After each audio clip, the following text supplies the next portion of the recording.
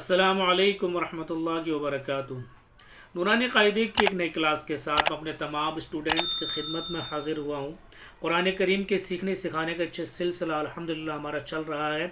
तख्ती नंबर 4 हमारी चल रही है, यानी कि फ़ॉर्मूला नंबर 2। तख्ती नंबर 4 में हमने पढ़ा हरूफ मद्दा 3 है, अलिफ मद्दा, या मद्दा, वाव मद्दा, जिसमें से अलिफ मद्दा और या मद्दा हमने पढ़ लिया है। आज हम पढ़ेंगे वाव मद्दा को। इन फॉर्मूलों को सही से पढ़ना समझना बहुत ज़रूरी है। अगर इनको हमने सही से नहीं समझा और सही से नहीं पढ़ा तो हम कुरान करीम हम सही से नहीं पढ़ेंगे। बच्चों की भी तहकीक करते रहे कि बच्चे जहाँ पढ़ रहे हैं इन चीज़ों को वो पढ़ रहे हैं, समझ रहे हैं कि नहीं समझ रहे हैं। अगर समझ रहे हैं तो बहुत अच्छा कुरान पढ़ेंगे इंशाअल्लाह, और अगर नहीं समझ रहे हैं तो फिर वो उल्टा सीधा कुरान पढ़ेंगे। सवाब के बजाय गुनाह के हकदार होंगे आप। कि अल्लाह का कलाम इतना ऊंचा कलाम है, अल्लाह का कलाम इतना मुबारक कलाम है, इसको उसके हक़ के मुताबिक सही तरीके से पढ़ना बहुत ज़रूरी है। कोई ऐसी वैसी किताब तो है नहीं है जिसको सरसरी तौर पर पढ़ लिया जाए और जैसा समझ में आ रहा है वैसा पढ़ लिया जाए। नहीं नाज़रीन, इसके ऊपर ध्यान दें, बच्चों के ऊपर भी ध्यान दें कि बच्चे सही तरीके से कुरान करीम पढ़ें, पढ़ना सीखें। हमने तख्ती नंबर 3 के अंदर पढ़ा था ज़बर ज़ेर पेश को हरकत कहते हैं। ज़बर ज़ेर पेश को जल्दी पढ़े, थोड़ा भी ना खींचे। तो नाजरीन, वहाँ हमने पढ़ा था पेश खींचेगा नहीं, लेकिन आज हम पेश को खींच कर पढ़ेंगे। जब पेश अकेला आता है तो खिंचता नहीं है, और जब भी पेश के साथ वाव लग जाता है तो फिर पेश को खींच कर पढ़ते हैं। उसको वाव मद्दा भी कहते हैं। जैसे कि सिंगल जो हमने पढ़ा था तख्ते नंबर 3 में वो इस तरह था, हमजा पेश ऊ, बा पेश बू, ता पेश तू। यहाँ ओनली पेश है, इसको खींचेंगे नहीं। और आज हम पढ़ेंगे हमजा वाव पेश ऊ, बा वाव पेश बू, क्योंकि यहाँ पर वाव लग गया। जब भी पेश के साथ वाव लगेगा तो फिर पेश को खींच कर पढ़ेंगे।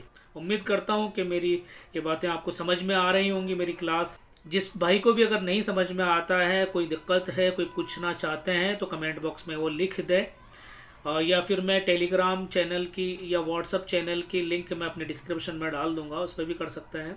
और आज मैं एक चीज़ और नहीं करने वाला हूँ कि अपने कमेंट बॉक्स में मैं कुछ हरूफ लिखूँगा जिनका आपको कमेंट बॉक्स में ही जवाब देना है, ताकि इससे मुझे पता लगे कि आप हरूफों को समझ रहे हैं या नहीं समझ रहे। हरूफ आपको याद हुए कि नहीं हुए हैं। कुछ चंद हरूफ मैं लिखूंगा जिनके जवाबात आपको कमेंट बॉक्स में देने हैं, सही सही। और जो सही देगा उसके मैं उस राइट लिख दूंगा, सही का निशान उसको मैं मार्क कर दूंगा कि हाँ आपने जवाब सही दिया है। तो आइए हम चलते हैं वाव मद्दा की तरफ। तख्ती नंबर 4 पढ़ते हैं।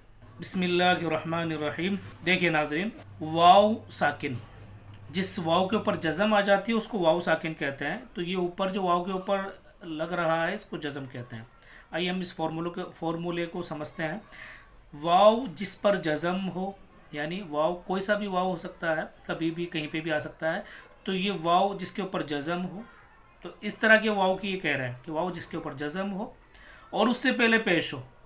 वाव जिसके ऊपर जज़म हो और उससे पहले पेश हो, ज़ेर ना हो, ज़बर ना हो, शर्त है इसकी। वाव से पहले पेश ही आएगा। और एक फार्मूला और है जिसमें वाव से पहले ज़बर आता है, उसको वावलीन कहते हैं, वो हम आगे पढ़ेंगे। अभी बहरहाल यही याद रखें, वाव से पहले हमेशा पेश आता है। वाव जिस पर जज़म हो और उससे पहले पेश हो, थोड़ा खींचे और मारूफ पढ़े। यानी कि जिस वाव पर जज़म हो और उससे पहले पेश हो, तो ऐसे वाव को हम खींच कर पढ़ेंगे। जब भी वो जिस हरूफ के साथ लगेगा उस हरूफ को हमें खींचना होगा, उसको वाव मद्दा कहते हैं। तो आइए हम पढ़ते हैं। हमज़ा वाव पेश ऊ, बा वाव पेश बू। एक चीज़ और मैंने अभी बताई थी कि पेश खिंचता नहीं है, लेकिन अब हम आज हम खींच कर पढ़ेंगे। देखिए आज हम खींच कर पढ़ रहे हैं। वो हमज़ा वाव पेश ऊ, क्यों खींच रहे हैं कि वाव पेश के साथ जब भी वाव लग जाता है तो उसको हम खींच कर पढ़ते हैं, और सिंगल पेश होता है ओनली, उसको हम नहीं खींचते हैं। जैसे कि हमने पीछे पढ़ा हमजा पेश ऊ, बा पेश बू, ता पेश तू। इस पेश को हम नहीं खींचेंगे क्योंकि ये सिंगल है। इसके साथ जब तक वाव नहीं लगेगा तब तक हम इसको खींच कर नहीं पढ़ेंगे। तो इस चीज़ को जहन में रखें। तो आज पेश के साथ वाव लगा हुआ है तो इसलिए हम खींच कर पढ़ेंगे।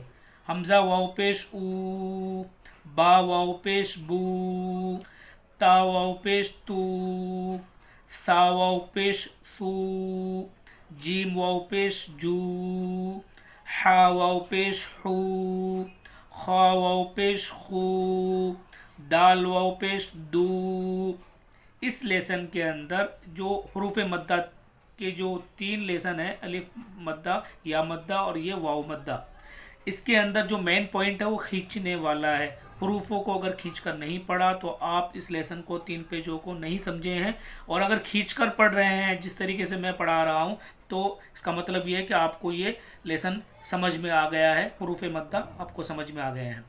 दाल वाव पेश दू, रा वाव पेश रू, जा वाव पेश जू, सीन वाव पेश सू, शीन वाव पेश शू, स्वाद वाव पेश सू, ज़्वाद वाव पेश ज़ू, तो वाव पेश तू, ज़ो वाव पेश ज़ू, आइन वाव पेश ऊ, गैन वाव पेश गू, फा वाव पेश फू, कौफ वाव पेश कू, काफ वाव पेश कू, लाम वाव पेश लू, मीम वाव पेश मू, नून वाव पेश नू, वाव वाव पेश वू। इसमें डबल वाव है, वाव वाव पेश वू।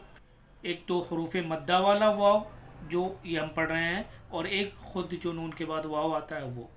हा वाव पेश हू, हमजा वाव पेश ऊ, या वाव पेश यू। आइए मश्क देखते हैं, प्रैक्टिस एक्सरसाइज को देखते हैं। वाव मद्दा को प्रैक्टिस करके पढ़ के देखते हैं किस तरीके से पढ़ते हैं। नूहु, मैं हर वीडियो में बताता हूँ, ऊपर की 2 लाइनों को रवा पढ़ेंगे और नीचे की इन 1.5 लाइन को या 2 लाइन जो भी होती हैं इनको हिज्जा करके पढ़ेंगे। रवा मिलाकर पढ़ने को कहते हैं डायरेक्ट। नूहु, देखिए हमने नून को इसलिए खींचा कि यहाँ पर वाव और पेश आ रहा है, वाव मद्दा है, इसलिए हम इसको खींचेंगे नूहु। और यहाँ पर सिर्फ ओनली पेश है इसलिए हम नहीं खींचेंगे। जहाँ वाव और पेश दोनों है तो खींचेंगे, और ओनली पेश है तो नहीं खींचेंगे। नूहु, तूरु, इसमें भी वही है, यहाँ वाव पेश दोनों आ रहा है इसलिए ता को खींच रहे हैं, और रा को इसलिए नहीं खींच रहे कि सिर्फ ओनली पेश है। तूरु, तूबू, इसके अंदर ता के अंदर भी वाव पेश है, ता को भी खींच रहे हैं, तो बा को भी खींचेंगे क्योंकि इसके अंदर भी वाव और पेश दोनों आ रहे हैं। तूबू, नूरू, इसमें नून को खींचेंगे, या वाव पेश है इसलिए। कौलू, यहाँ पर दोनों को खींचेंगे, कौफ को भी और लाम को भी। क्यों?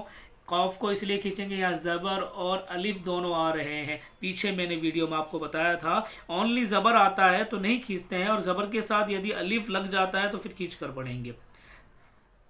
जैसे कौफ अलिफ ज़बर कौ, और सिर्फ ज़बर होता है तो खींचते नहीं, कौफ ज़बर कौ, और अलिफ लग गया तो खींचेंगे। कौलू, लाम को इसलिए खींच रहे हैं कि वाव पेश है, वाव और पेश दोनों साथ में है। यूही, यहाँ पर भी दोनों को खींचेंगे क्योंकि यहाँ पर वाव पेश है इसलिए या को खींच रहे हैं, और यहाँ हा को इसलिए खींचेंगे कि यहाँ पे या और जेर दोनों है इसलिए खींचेंगे, क्योंकि जेर भी सिंगल नहीं खींचती है, जब या के साथ मिलके आती है तो खींचते हैं, जैसे या। और जेर पीछे हमने पढ़ा तख्ती नंबर 3 में, हाजिर ही खाजिर ही, और जब या लग जाता है हा या जेर ही तो खींचेंगे फिर। यू ही, यकूम, कौफ को खींचेंगे क्योंकि यहाँ पर वाव और पेश है, और या को और मीम को नहीं खींचेंगे क्योंकि यहाँ पर सिंगल ज़बर है। मीम को भी इसलिए नहीं खींचेंगे, यहाँ पर सिर्फ सिंगल पेश है। तकूनु, यहाँ पर भी ता को नहीं खींचेंगे, सिंगल ज़बर है, अलिफ होता ज़बर के साथ तो ता को खींचते। कॉफ को इसलिए खींच रहे हैं कि वाव और पेश दोनों आ रहा है, अगर यहाँ पर भी सिंगल पेश होता, वाव नहीं होता तो इसको भी नहीं खींचते, इसलिए इसको खींचेंगे। नून को नहीं खींचेंगे, सिंगल पेश है इसलिए। तकूनु, अब हम हिज्जे करके पढ़ेंगे तोड़ तोड़ के, यानी मिलाना सीखेंगे। मीम सीन पेश मुस, जब भी जो हरूफ साकिन होता है जिसके ऊपर जज़म होती है उस हरूफ को पीछे वाले हरूफ से मिलाकर पढ़ते हैं, ना कि आगे वाले से। तो जो सीन है ये मीम से मिलेगा ना कि लाम से मिलेगा। देखिए मीम सीन पेश मुस, लाम जेर ली, मुसली। मीम वाव पेश मू, मुस्लिमू, नून ज़बर ना, मुस्लिमूना। अब यहाँ पर मीम को इसलिए खींचना है कि वाव और पेश दोनों है, इसलिए नून को नहीं खींचा क्योंकि सिंगल ज़बर है, मीम को नहीं खींचा सिंगल ज़बर सिंगल पेश है, लाम को इसलिए नहीं खींचा कि सिंगल ज़ेर है। कौफ अलिफ ज़बर क़ा, रा वाव पेश रू, क़ारू, नून पेश नु, क़ारूनु। कौफ को इसलिए खींच रहे हैं कि अलिफ के ज़बर के साथ अलिफ है, राव को इसलिए खींच रहे हैं कि वाव के साथ पेश है, नून को नहीं खींच रहे हैं इसलिए कि इस पे सिर्फ ओनली पेश है। दाखिरूना, दाल को इसलिए खींच रहे हैं कि ज़बर के साथ अलिफ है, खा को नहीं खींचेंगे क्योंकि सिंगल ज़ेर है, रा को इसलिए खींच रहे हैं कि वाव के साथ पेश है, नून को भी नहीं खींचेंगे कि ज़बर है। सबकूना, सीन और बा को नहीं खींचेंगे क्योंकि सिंगल ज़बर है, सीन के ऊपर भी सिंगल ज़बर, बा के ऊपर भी सिंगल ज़बर है ओनली। और कौफ को खींचेंगे क्योंकि यहाँ पर वाव मद्दा है, यानी वाव और पेश दोनों साथ में है, वाव और पेश जब साथ में होता है उसको वाव मद्दा कहते हैं। नून अलिफ ज़बर ना, सबकूना, इसकी जा देखिए दोबारा, सीन ज़बर सा, बा ज़बर बा, सबा, कौफ वाव पेश को, सबकू, नून अलिफ ज़बर ना, सबकूना, बा अलिफ ज़बर बा, सीन ज़ेर सी, बासी, तो वाव पेश तू, बासितू, नून ज़बर ना, बासितूना, रा अलिफ ज़बर रा, जिम ज़ेर जी, राजी, ऐन वाव पेश ऊ, राजिऊ, नून ज़बर ना, राजिऊना।